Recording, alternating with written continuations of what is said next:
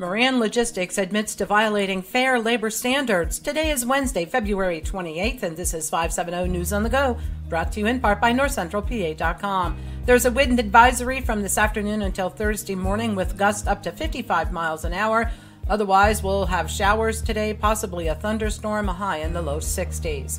24-year-old Jeanette Hunsberger of Jersey Shore surrendered to authorities Tuesday to face child abuse charges.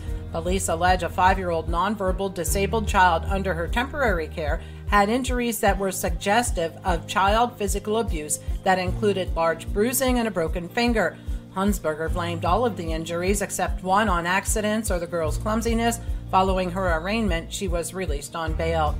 A Williamsport woman accused of grooming a child for sex has her bail modified. Prosecutors had wanted to revoke the bail of 34-year-old Michelle Strayer after she violated terms of her release on 2 occasions. She made contact with her co-defendant Marcus McDaniel and tested positive for alcohol. Rather than revoking bail, a judge amended it to require alcohol monitoring. Strayer was arrested last April and charged with sexual exploitation of a child for allegedly helping McDaniel make arrangements to sexually abuse the child. Someone stole over $250,000 worth of gold and silver coins from a Lycoming County man. The 64-year-old victim said his car was broken into around February 10th and the coins and cash were taken.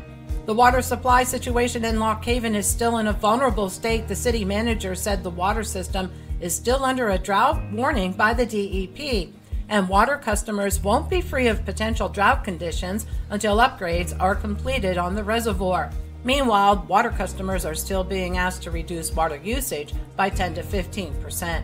Moran Logistics has admitted to violating the fair labor standards for not properly paying employees time and a half for overtime. The company has agreed to pay 146 employees $81,000 in back wages, less standard deductions, and Live reports one employee will receive more than $7,000, while 8 others will get more than $4,000.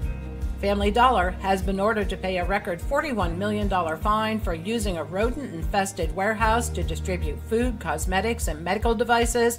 The FDA found live rodents and dead and decaying rodents and birds in that warehouse. Prescription deserts are becoming more abundant as pharmacies close. The small borough of Snowshoe in Center County lost its only pharmacy in 2020, and state researchers found, based on interviews with residents, they often share medications now or take daily medications every other day. The study by Professor Christina Brandt will be published soon.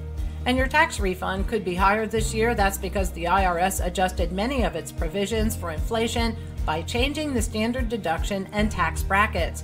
If your pay didn't keep up with inflation last year, you'll likely get a bigger tax refund. For the latest in news and events, head on over to NorthCentralPA.com. I'm Liz Brady, and you're up to date with 570 News on the Go.